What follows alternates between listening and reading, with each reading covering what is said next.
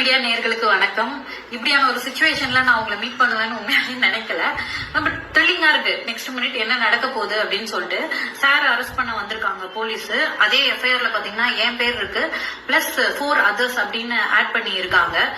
மொத்தம் 20 எஃப்ஐஆர் பெண்டிங்ல இருக்கு அப்படின்றதுனால கிட்டத்தட்ட 3-4 மாசம் வெளியே வர முடியாது. அதனாலதான் இன்னைக்கு சனிக்கிழமை ஹைகோர்ட் லீவா இருக்க நாள்ல பார்த்து கைது பண்ண வந்திருக்காங்க.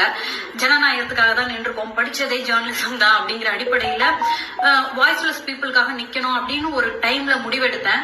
அதுக்கான பின் விளைவுகள் தான் இது. அதை எதிர்கொள்ள தயாரா தான் நான் இருக்கேன்.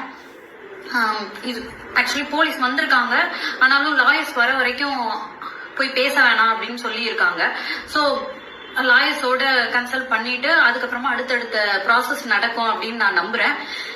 இப்ப வரைக்கும் உங்களோட பேச முடியுது, இதுதான் நிலைமை. ஸோ சிச்சுவேஷன் என்னன்னு உங்ககிட்ட எக்ஸ்பிளைன் பண்ணிடலாம்னு நான் நினைச்சிருக்கேன். எப்பவுமே கூட நின்றுருக்கீங்க, உங்களை ஒரு குடும்பமா நான் பாக்குறேன் அப்படின்றதுனால இன்ஃபார்ம் பண்ணிடுவோம் அப்படின்னு நினைச்சேன். ஸோ நன்றி.